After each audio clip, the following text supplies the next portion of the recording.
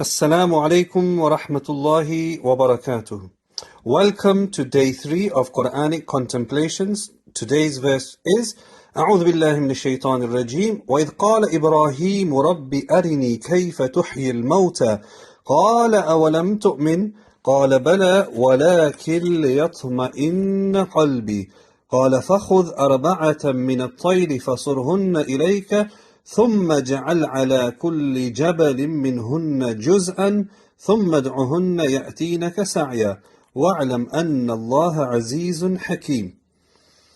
So the verse today basically means, remember the time when Ibrahim alayhi salam, he said, "O Lord, show me, how do you bring back the dead from life?" كيف تحيي الموتى.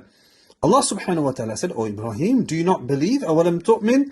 He said, قال بلى, of course I do. ولكن ليطمئن قلبي, to give peace and satisfaction to my heart.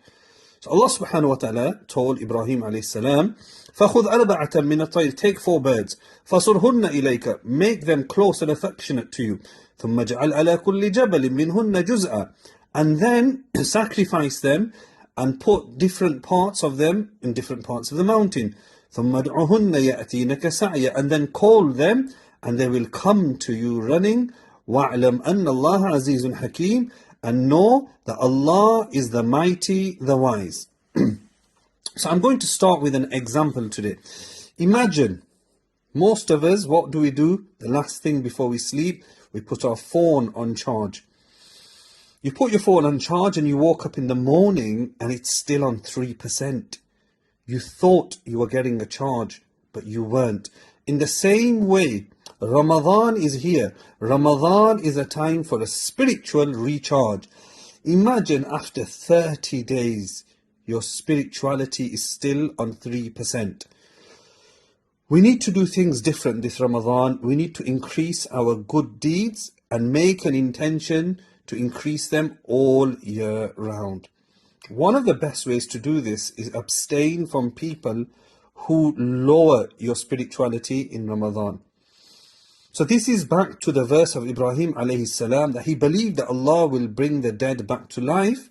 He just wanted satisfaction of his heart. In the same way, if we want to know that our Ramadan is accepted, we are spiritually charged, we need to make sure at this point on day 3 we are doing the right thing. A bit of advice for those people who work with youth, imams, ulama, and even parents. Remember that you need to educate our children.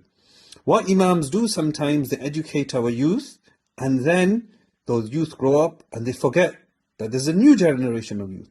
We have to keep educating people. It reminds me a quote of Umar radiallahu anhu, in which Umar said, many people will be born later into Islam and they will not know about the times of Jahiliyyah, the times of ignorance when they were drinking alcohol day and night and killing and gambling and burying their daughters alive. So some of you may think, why is that important? Why did Umar radiallahu anhu say that people will be born into Islam, like many of us listening are, we're born to Muslim parents, but they will not know about Jahiliyyah? It's because they will take Islam for granted.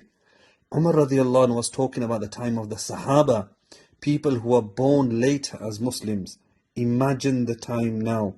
It's very important that parents and educators, we keep refreshing our Islam, renewing an Islam, we keep in check.